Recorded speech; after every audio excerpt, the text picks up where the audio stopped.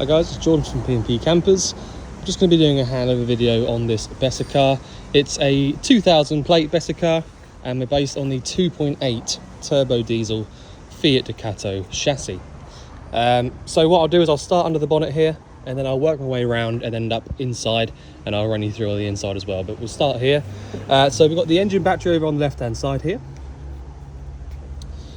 A couple of fuses and relays and bits and pieces here. This is all to do with the engine and you know, the power that runs through to the leisure batteries as well. So you haven't got to do anything with those, but that's just where they are. You've then got your power steering fluid here at the front, brake fluid and engine oil filling point just here. You have got the engine oil dipstick just there as well. Chassis plate is this one just here. You've got your engine coolant over here on the right hand side. Air filter sits inside this box just here, and then you've got your washer fluid over here on the right. Not really much else to run through under the bonnet really, if I'm honest. So just on the front near side we've got your diesel filling point. So to get that to open, push on the left hand side and it'll open up this little flap for you nice and easy. There's nothing to show inside the passenger door here, so what I'll do is I'll carry on around the outside and then I'll show you into the cab on the driver's side. Right, so here at the front, we've got a little vent for the heater, so you don't have to worry about that. Storage space just here and underneath as well, so you have got some wet storage underneath there if you should need it. Behind the habitation door, we've got your external gas point. Next door to that, we've got your external 240 volt socket. So you will need your electric hookup plugged in order to use that.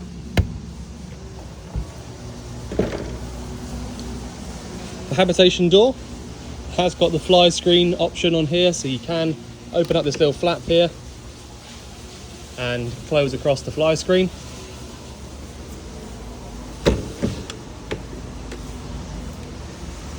D-bar to come across the door as a lock or as a handle to help you get in.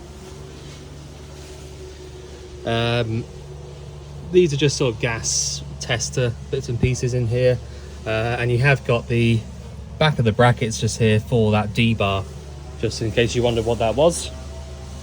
Your awning winder is this little pole just here, and you have got a fire extinguisher up there. I'm not sure what the date is on that one, but that's where that is. I've been doing a little bit of work just at the other side of this fence, so apologies for the noise. So we've got the fridge vents just here. So if you did need access to the fridge, you've got those three vents just there for that. Your electric hookup is this little socket just here. So if you've got access to using an electric cable, it's really handy. It means you haven't got to worry about your leisure battery voltage, and it means that you can use any of your 240 volt appliances. Absolutely massive amount of storage in this upright locker just here. You can see as well, this is also a little wet locker, so you can put, you know, wet things in here, you know. So you can close this down if you need it. If not, put it back away. Same goes for this one here, you can put that away as well.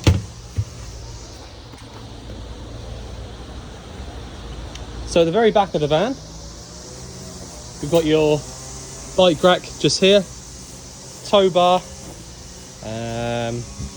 and there is a camera up there. I'm not sure if that's wired in at the front or not, but that is up there.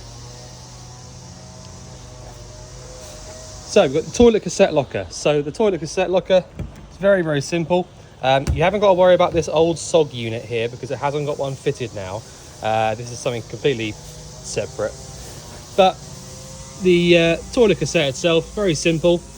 You lift up on the little yellow tab down here, and that'll allow you to pull this all the way out.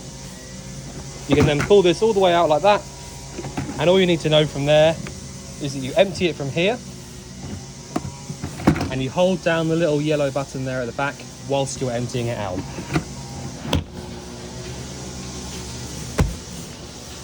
Underneath here we've got your wastewater drain off point just over there. Next locker along is our gas locker. So you have actually got a new regulator here. The pigtail hose also looks new, 2024 dated. So you've got till 29 to replace this pigtail hose. But yeah, nice and simple in there. To turn the bottle on, I'll show you properly. Go anti-clockwise around to the left, that turns the bottle on. And clockwise all the way around to the right, turns the bottle off.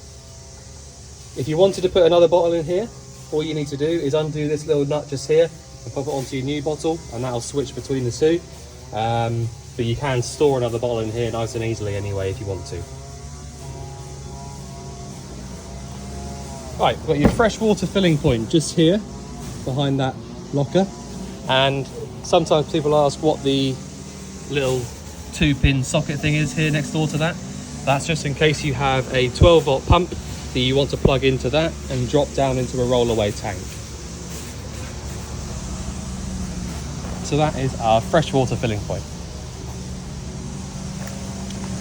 Then got these two last bits over here. So this one is an external water point. You don't need to worry about that because you don't need to use that. So that's kind of irrelevant, to be honest. But this is your water heater vent. So if you wanted to drain the water heater out, so if you wanted to winterize it, you slowly undo this little flathead screw just here. And once you've sort of taken that out nearly all the way, you undo the little air release valve at the top just here, and that'll drain all of the water out from this Carver water heater out through this bung. So if you wanted to winterize the vehicle and get it ready for leaving over winter, that's what you need to do just there.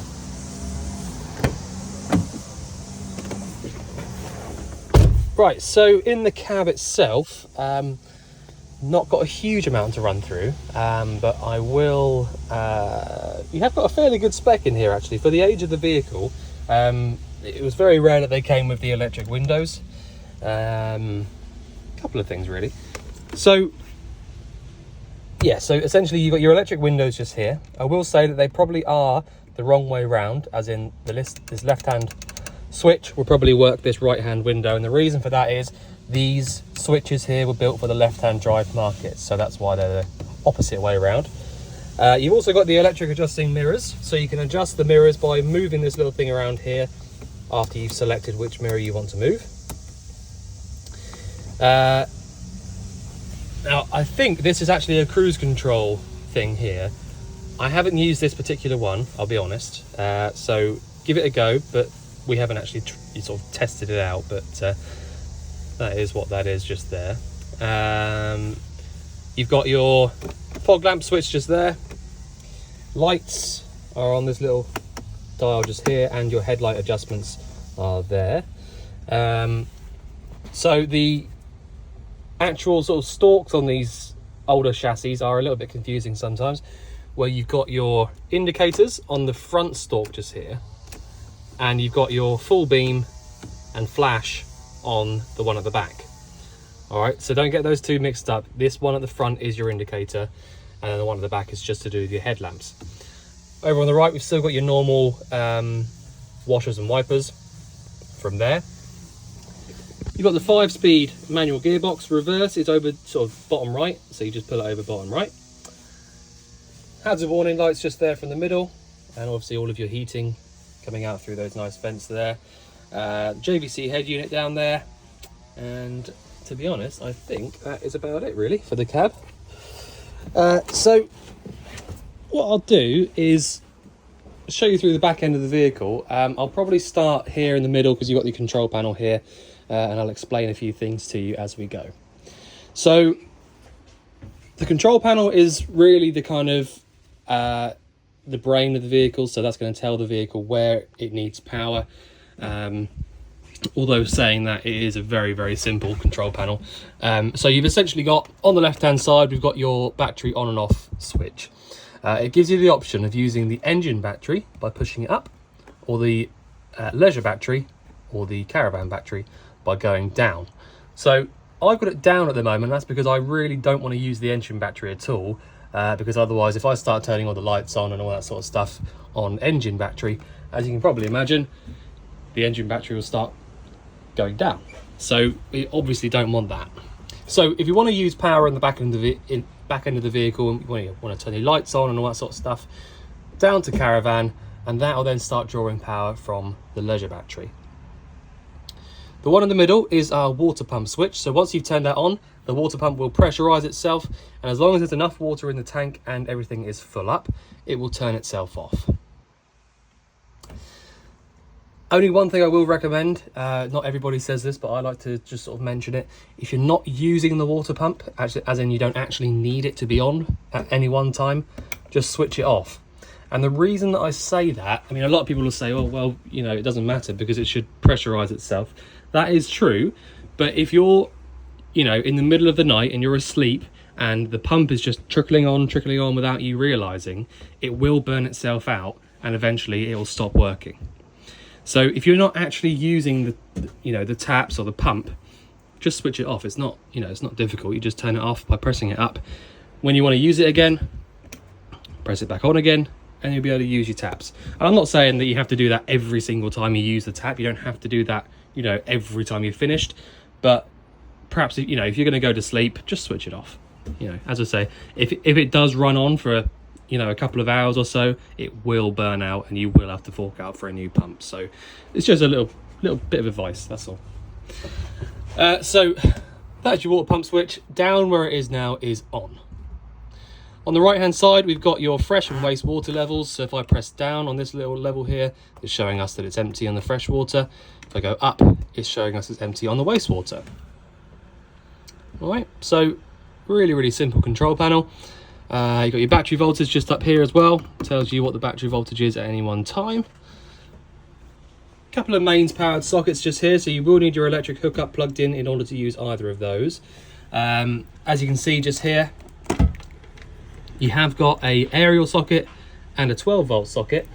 This is a standard Caravan 12-volt socket adapter. So plug that in just there, and that's where you're going to be getting your power to this thing just here. All right, so if you had a TV that you wanted to put onto this little bracket here, you would plug it in onto that, plug it into your 12-volt socket, and then your aerial point is next door to that as well. So just up here, we have got your TV aerial booster. So that is what this white box is up here. So if you wanted to switch the booster on to get a decent signal, you have got a little switch, that one there. So as long as that little red light there is on, your booster is switched on. Next door to that, we've got your solar panel controller. So it is wired up to the leisure battery. You've only got 4 cables going into there. You haven't got to do anything with that, so that's just showing you that it is working. You've got a little green light there saying charging. But that's it really, just showing you where that is. Right, so that's a control panel, that's that sort of area done. So what I'll do is I'll lift this little hatch up, put the lock over it, and that is your sink sort of in place. So now that I've got the pump switch turned on, I should be able to draw some water through. We know that we've not got much fresh water in the tank, so I am going to just be wary of that. Okay, so essentially what I've done there is I've drawn the water through on the cold side of the tap. So all the way over to the right is your cold side.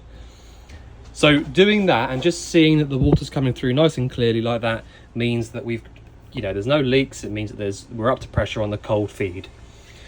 Also really important to switch this over to the hot side and draw the water through on the hot side. So a little bit of air coming through just there.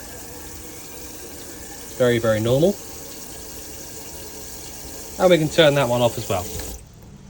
So the hot side, drawing it through just like that and seeing that it's coming through nice and clearly, no coughing and spluttering, is really important. It's much more important than the cold side. And the reason for that is you haven't really got any way of checking how much water is inside that boiler. There's no gauge, there's no, there's nothing like that. So to check that your boiler is definitely full of water, you draw the water through on the hot side of the tap, and as long as that water comes through nice and clearly like that, it means that it's definitely full. If that boiler was empty of water, you drained it out from the outside drain point, and you tried to draw the water through on the hot side of the tap there, you would get no water coming through this tap until the boiler was full up. All right, so that's just a really good way of just double checking that the boiler's definitely full. You need to make sure the boiler is full before you start trying to light it up and get the water hot. So to the right of that, we've got your 4-burner hob. So you have got an ignition on here for each one of those. So if I just show you that. The flame coming on nicely just there. And I can let go of that. So that's how you would light up any of these. The grill, you have got the grill just up here at the top. And that has got this ignition just here, or this gas valve just here.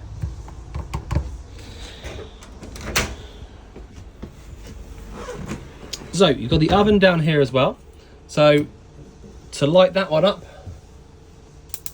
you've still got the same button at the top just here, does the same ignition down there. Okay, and then underneath that, we've got a little bit of storage down there. Pots and pans and things like that. To the right of this, we have got your gas manifold. So you've got a main isolator at the bottom. The blue one there is a main gas isolator, so that'll stop any gas coming through from the bottles. You've then got all of these isolators just here telling you, just allowing you to isolate the gas from individual appliances. To be honest, it's more of a sort of thing for us caravan engineers to use. It's not really necessary. If you think you've got a problem with something, just turn the gas bottle off in the locker and give us a ring. Okay, so you've got a really nice layout in this particular one. So you've got these really long settees here that pull together really quickly to make a big double bed here in the middle. You've got an extra piece of worktop just here. You can lift this up and it'll give you an extended piece of worktop. So behind me just here, we've got the 3-way fridge. Underneath that, we've got your heating. And then over in the corner down there, underneath that seat, is where you use the boiler. So I'll run you through these appliances now. So this Electrolux fridge, so this is an AES fridge, so automatic energy selector, and it's probably the easiest fridge ever made in the motorhome industry. So to use it, and I'm not making this up, to use it, you press the on button and that's it. And when I say that's it, I mean it'll just come up with a little light just here next to AES. It will automatically flick through either gas, mains or 12 volt, and whichever one it can use first in that order, it will do. So at the moment I've turned it on, all right, I haven't got the hookup plugged in and I haven't got the engine running for the 12 volt. So it's automatically chosen gas because that's the only one we've got lit up. If I had the gas switched off, but I had the hookup plugged in, it would choose mains on there. Same goes for if I didn't have the gas on, I didn't have the electric hookup plugged in, but I did have the engine running, it would choose 12 volt. All right, so you literally just press on and it'll do its thing. The only thing that you've got other than that is a temperature selector over on the right, and that's it just there. You just literally, the way to gauge that would be to see how much frost you're getting inside the freezer and then adjust that accordingly as you need to. So I'll switch that off for now, I don't need that on anymore. Easy as that. Now the space heater is a little bit more difficult to use. It's not difficult, but it's just a bit more to it. So these Carver Fan Masters, they are reliable, but to get your head around how to use it can be a little bit tricky in the first place. So what I'll do is I will turn this gauge around here to the little sort of what would you call that, an ignition symbol. Now all I'm going to do from there is push down on that all the way until we get this little green light come on, as you can see. So that is now telling us that the pilot flame is lit. Okay, so I'm going to leave that down just for a few seconds, just to allow it to warm up the chamber a little bit. Again, it's quite normal to have to do this. It's just one of those things, especially when it's quite warm outside. So allow the chamber to warm up a little bit, and now I'll lift up on this and twist it around to the left. Okay, So now that I've turned that around to the left and that green light is stayed on, that's it. That's all you have to do. That is how you light it up on the gas. So that green light on the top of that little button there is your best friend in this particular case, because that is the only way that you can actually see the flame. There's no peepholes or anything like that that I can see. So that is the way that you double check that the flame is definitely on. In all honesty, you can hear it. So you probably can't hear it on the video, but you can hear it if you're sat in front of it. So that's another way of knowing that it's definitely working. But that's it. That is how you light the heater up on gas. Now you have got, hence the name Fan Master, you have got the option of using it on the fan as well. So if I press once to the right, to this little fan symbol here, you can probably hear it. You've now got the fan at the back of this heater whirring away, and any of these little circular beige vents, as long as you've opened them up, will start pumping out hot air anytime soon. Okay, so that is the beauty of this thing. So, you know, as soon as you've got to grips of how to use it, how to light it up there on the gas, super easy to use. Right, you've then got, so if I turn the gas off here, just go all the way back round to the front just here. That is literally all you have to do. You have then also got the option on this one for using it on mains as well. So if you were hooked up onto the mains, you had the mains cable plugged in, you have got the option here. I'll just show you. You've got the option of the electric. So this little symbol just here means 240 volt electric. So if I go once more to the right, the fan will stop and the electric will kick in. Now obviously I don't have the electric hookup plugged in, so that won't work at the moment. Next one over is electric with a little bit of fan, and then electric with a bit more fan over to the right. Now the amounts of power that that particular thing there draws is on your habitation sheet, so you will be able to see how much power they draw. But yeah, it doesn't get much easier than that. If you do want to use it on the mains, then you can. But I will just say I'd absolutely recommend using it on gas as often as you can, because these chambers inside here do get a little bit sooted up when they're not used. And so the longer you leave it before using it on gas again, the more difficult it will be to light up. That's just the way it is on these things, unfortunately. But yeah, there you go. So that is how you use your heating. Now I will just point out, just next to the entry door, we've got these two switches just here. So you'll see the one says Fan Master Heater. So if you are hooked up on the mains, you will have to use that switch just there. If you want to use the heater on the mains, you have to turn this little switch here on. And if you want to use the mains on the fridge, you have to turn that button on just there. So these are just 240 volt isolators for the appliance that it says. So if you're ever in the van and you're wondering why your fridge isn't working on mains, even though you've got it plugged in, just double check you've got this switch here turned on. Right, so the last appliance is the water heater. Now you've got the option on here as well for using it on gas or electric. So if you're hooked up on the mains and you want to use the hot water on the mains, you just turn the button on just down here. You'll get a little red light come on just here, and after about half an hour or so, you'll have hot water coming through the taps. So it really is as easy as that with the mains. Just as easy if you want to light it up on the gas. All you need to do is, I just tend to press that a few times just to make sure it's definitely off, and then turn your on button on here. You'll get a little green light come on at the top,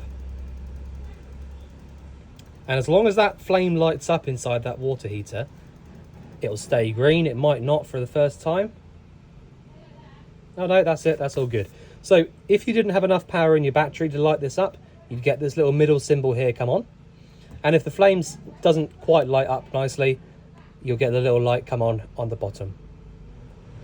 But as long as that stays green there at the top, your water heater is definitely lit up. And again, after about half an hour or so, you'll have hot water. So switch that off. As long as these lights here are off, your water heater is off. So, Towards the back, we've got the bathroom. So a really nice layout in the bathroom, I think. So you've got the toilet just over here. So the only thing I normally run through in the bathroom is the toilet, because it's, you know, the rest of it is literally just self-explanatory. So the toilet itself, it couldn't really be much easier, to be honest. But over on the left hand side, we've got a little grey handle. So when I pull this grey handle towards me, the flap here in the toilet opens up, and then anything inside this bowl here will drain out into the cassette. So you make sure that you close that back over again. If you want to use your flush fluid, you've got a blue button at the back just here. If I press on that one, it pumps around our flush fluid. Drain it into the cassette, and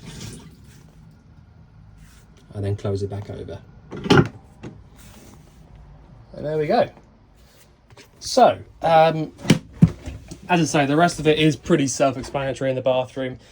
You have also got this absolutely massive storage locker at the back just here. So your table is inside here as well as your trip switches and a couple of your 12-volt fuses. So the 12-volt fuses are just here underneath this little cover, and your trip switches are just here. So that's to do with your mains. This big grey box just here is your 240-volt charger. So if you're hooked up on the mains, you will hear this whirring away. But the rest of it is just storage. So there's no more appliances to run through. I don't think I've sort of missed anything out. If there is anything you think I've missed out or anything you want going over again, just let us know. But otherwise, we look forward to seeing you soon. Thanks very much.